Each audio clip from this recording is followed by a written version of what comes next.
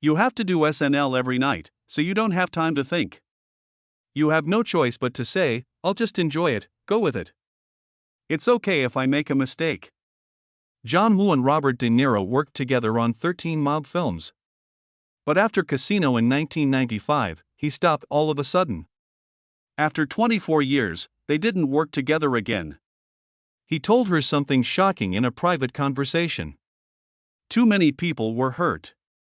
No longer were people just watching, they were worshipping. He finally said why he wanted it to end in 2023, when he was 80 years old. It wasn't just about films either. There was a question he couldn't answer: drugs that almost killed him, and the death of his father. Was he extolling the thing that so badly hurt his childhood?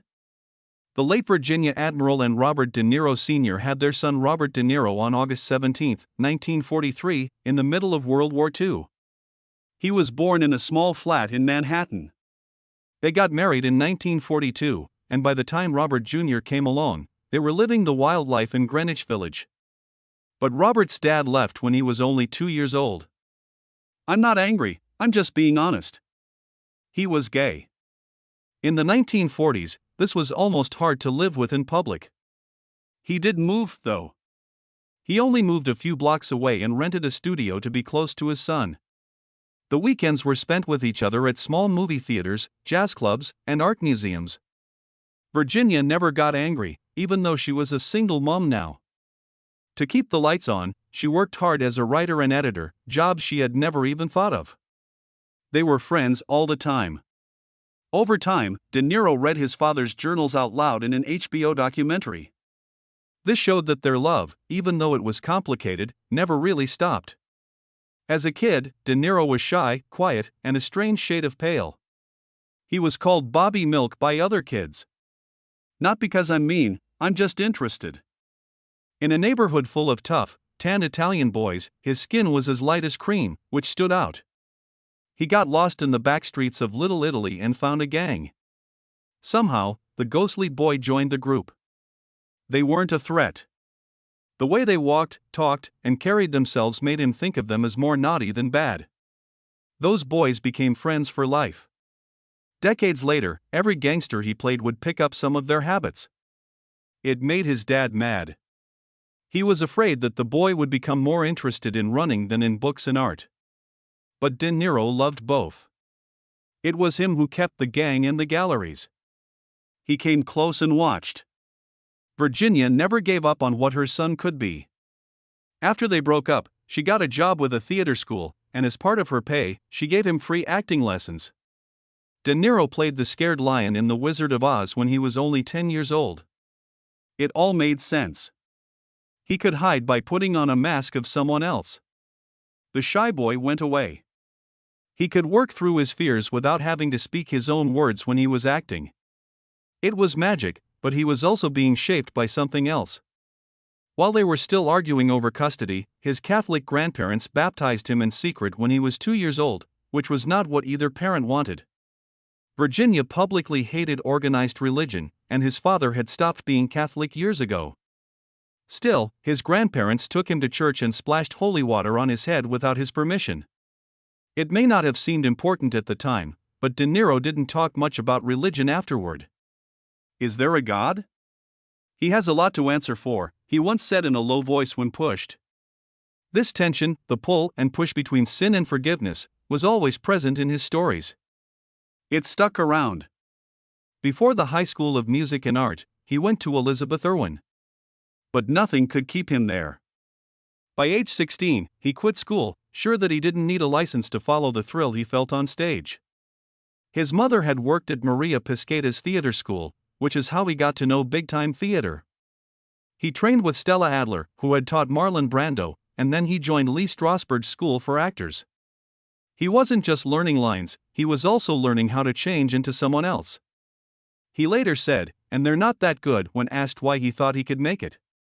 I can't get worse. He was right. Even though he learned how to act the proper way, he never stopped loving the streets. His gang friends stayed close.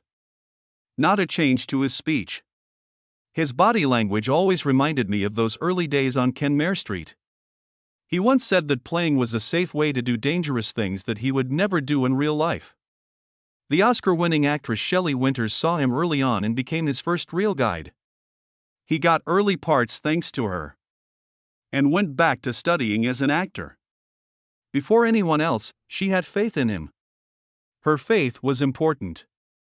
Before anyone knew his name, he worked for years in off-Broadway theater, where he was constantly turned down and there were no funds. A lot of people didn't see him in shows, but future stars like Al Pacino and Raul Julia did. He learnt a lot in these small places, some of which were barely bigger than living rooms. He tried out for roles more than 100 times between 1962 and 1963 and kept showing up. That grind changed him more than any classroom. The Wedding Party was his first movie, and it was a weird little thing. It was shot for only $50 in 1963 and wasn't shown to the public until 1969. He was 20. He played a worried best man, and you could tell by the look in his eyes that he was serious. No trucks and no licenses. Just sneaky movie making. He got $50 and slept on couches. Then came Greetings in 1968. He played a draft-avoiding spy who was crazy about JFK plots. It was real, strange, and political. Even though he gave everything, he got $50 back. In one scene, actors played angry crowds at fake anti-war protests that he put on. It made things so much less clear that the real protesters got lost. With only $43,000 in costs, the movie made $1 million and gained a cult following. Sam's song was the low point. In a sloppy political thriller that got out of hand, De Niro played the lead part. It didn't work with mobs, fake proof, or Nixon plots. He made $500, which was the most money he had ever made, but he didn't want to market it because he hated it so much. The movie was cut up and given a new name years later, using his fame as an angry bull to get ahead. He learned from the last time it failed. Don't play a part unless you trust the director. He played the same character from Greetings in Hi, Mom, but this time he went even deeper into chaos. It cost $150,000 more, but the scenes were even more dangerous. He filmed naked scenes. Some theaters wouldn't show the section called Be Black Baby because it acted racist so badly. Some people didn't get it, but De Niro stuck to his point. He got $1,000 for it. People were beginning to notice him. Then there was The Gang That Couldn't Shoot Straight, a comedy about a gang that should have done really well. The same person who wrote The Godfather also wrote this. It was the most money De Niro had ever made, $10,000, and it only took him 3 weeks to learn how to speak Sicilian for the part. But the movie didn't do well. It tried too hard to be funny. De Niro turned down a part in The Godfather from the same producer in order to make this movie. It scared him. He said it was the worst choice he ever made in his early career years later. In 1973, Brian De Palma threw a Christmas dinner that changed films for the next 50 years. He had worked with Robert De Niro on 3 projects before and knew what this shy kid could do. He and Martin Scorsese hit it off right away. Soon after, De Niro was chosen as Johnny Boy in Mean Streets. Johnny Boy was a careless gambler who owed money to everyone in town. The movie only cost $500,000 to make, but De Niro's act didn't feel cheap. He made up most of his lines, and his crazy energy became the movie's heart. Some people paid attention. That same year, the New York Film Critics Circle named him Best Supporting Actor. That was the start of a legendary relationship. Coppola did something brave after seeing Mean Streets. He didn't even ask De Niro to try out for the part of young Vito Corleone in The Godfather Part 2. Not only was it brave, it had never been done before. That wasn't okay with De Niro. He took a plane to Sicily and stayed there for 3 months, getting to know the place, the people, and the language. His only connection to Italy was through his grandpa on his dad's side, who was from Molise. But being raised in Little Italy changed me. He learned Sicilian for 4 months because most of his words were in that language. When the movie came out in 1974, people were shocked by how real he seemed in it. It was calm and quiet, but scary. The year was 1975, and he was only 31 years old when he won Best Supporting Actor. He got $1,000 for it. People were beginning to notice him. Then there was The Gang That Couldn't Shoot Straight, a comedy about a gang that should have done really well. The same person who wrote The Godfather also wrote this. It was the most money De Niro had ever made, $10,000, and it only took him 3 weeks to learn how to speak Sicilian for the part. But the movie didn't do well. It tried too hard to be funny. De Niro turned down a part in The Godfather from the same producer in order to make this movie. It scared him. He said it was the worst choice he ever made in his early career years later.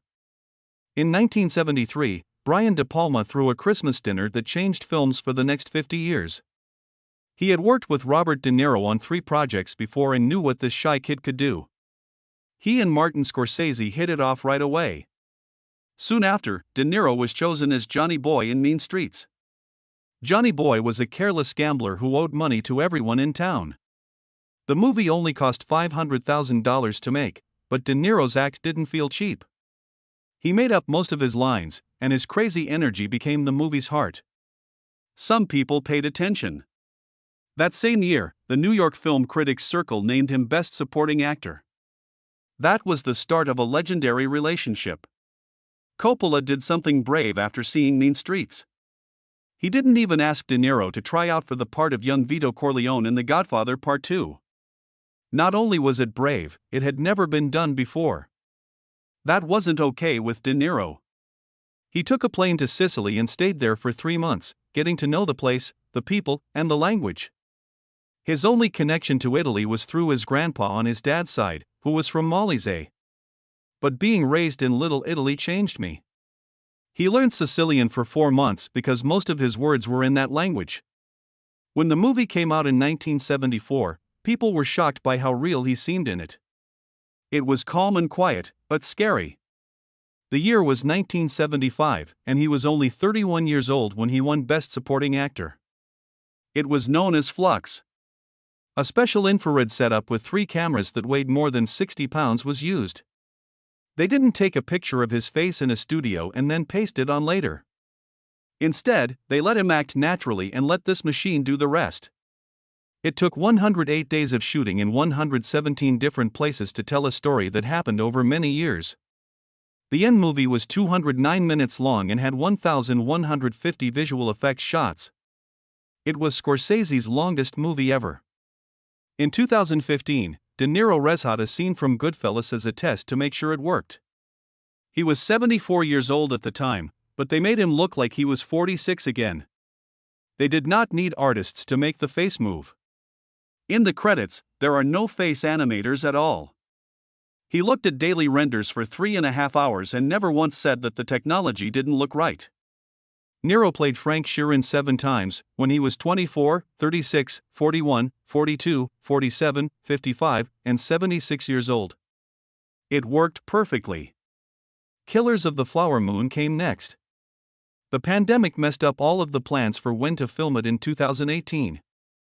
Things were pushed back until they could finally start filming in April to October 2021.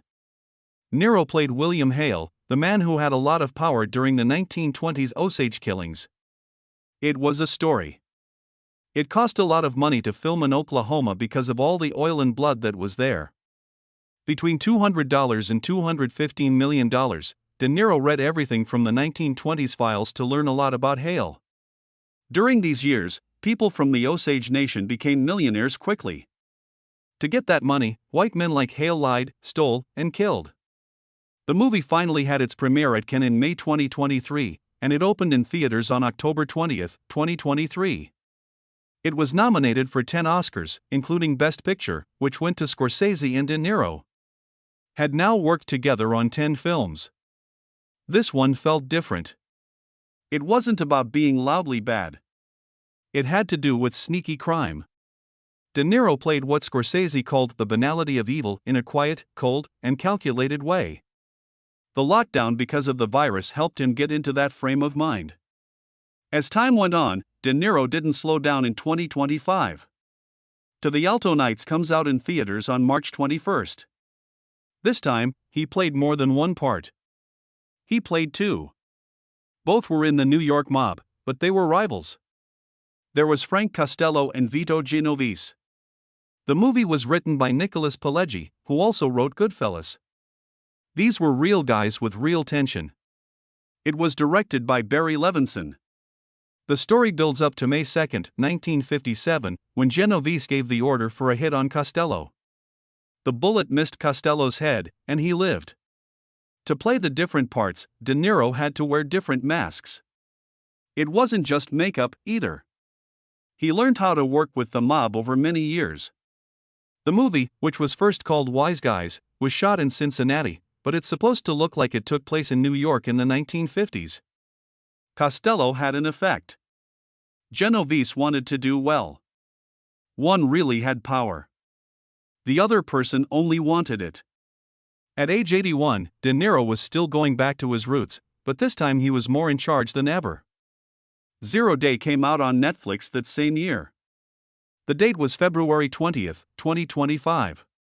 De Niro also led a TV show for the first time in his life. Former President George Mullen was played by him.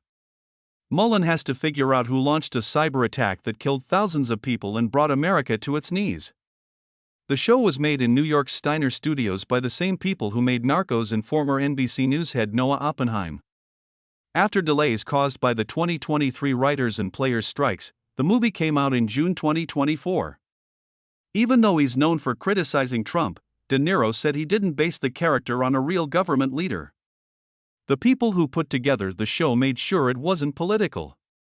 There are times when Mullen has trouble with truth, self-doubt, and dreams. Jesse Plemons and Angela Bassett and Lizzie Kaplan joined the group. There is more to it than politics. Truth, fear, and trust are all part of it. Life wasn't always stable behind the scenes, though. De Niro's first marriage began in 1976 with Diane Abbott. In the same year, they had a son named Raphael. De Niro also took Drina in as his own daughter. In 1988, they got a divorce. He once said that if you think your marriage might end, it's better not to have kids because divorce is harder with kids. After that, he had twins named Julian and Aaron, who became known as Aaron. With Tukey Smith in 1995, using IVF and a surrogate to have a child. In 1996, they broke up. She was his wife, and they got married in 1997. They had a son named Elliot and then a girl named Helen Grace. Before they broke up in 2018, they were together for more than 20 years. De Niro became a dad again in April 2023, when he was 79 years old. It seemed like he was done being a dad for good. A girl named Gia was born to his lover Tiffany Chin. During an event in May 2023, he talked about it in public, mostly to stop the rumors. He said that his daughter was pure joy by 2025 and that he watched Miss Rachel and the Wiggles more than films. Things got even more complicated in court.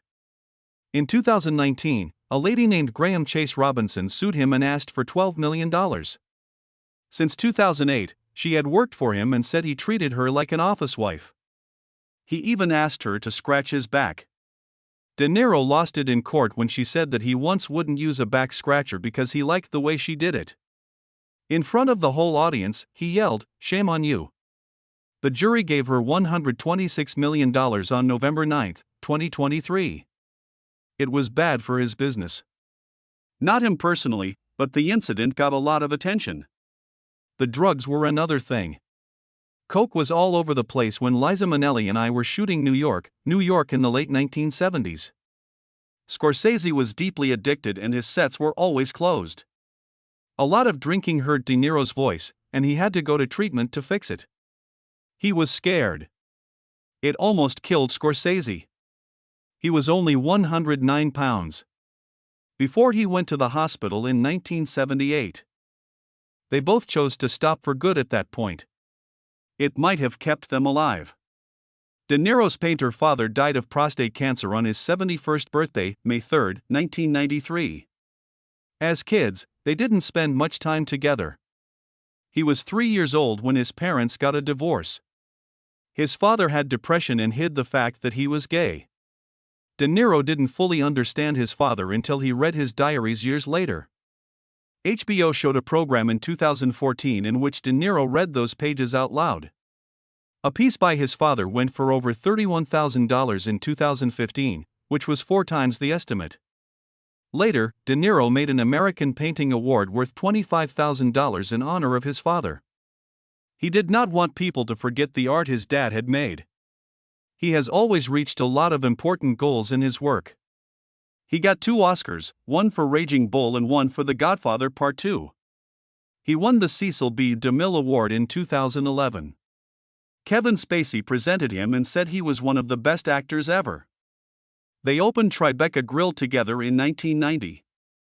As Nights with Mandela and Springsteen went on, it became a place where famous people and artists went. Along with the Tribeca Film Festival, which he co-founded with Jane Rosenthal in 2002, that diner helped bring life back to downtown New York. It brought people back after September 11th. During 2020 COVID, they had to drop everything. But he helped start We Are One, a digital forum that runs at festivals around the world. Tribeca was the first big event to come back in person in 2021. It got louder when he spoke out. He walked on stage at the 2018 Tony Awards and said, "Fuck Trump," live on TV. The crowd went crazy. CBS took it down. Trump then replied on Twitter. De Niro called Trump a clown and a tyrant in 2024, while he was not in court. The National Association of Broadcasters took away his award because of that speech. They said his politics would be bad for the show. It looked like he didn't care. Then, in October 2025, he put out an online film calling on people to join the No Kings protest. He said that America had stood up to King George before and that it was time to do it again. There were more than 2,500 protests all over the land.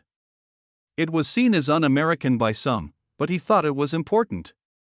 In the middle of all this, De Niro made a phone call that changed Hollywood. In 1993, when this boy was still alive, he told Martin Scorsese about a young actress he was working with. He is known as DiCaprio. "You should work with him," he said. That one statement was the start of a partnership that gave us The Dead, The Wolf of Wall Street, and The Flower Moon Killers. In 2020, DiCaprio did the same for them, giving the SAG Lifetime Achievement Award to De Niro. Elemental was the name he used for him, as if he had always been there and always would be.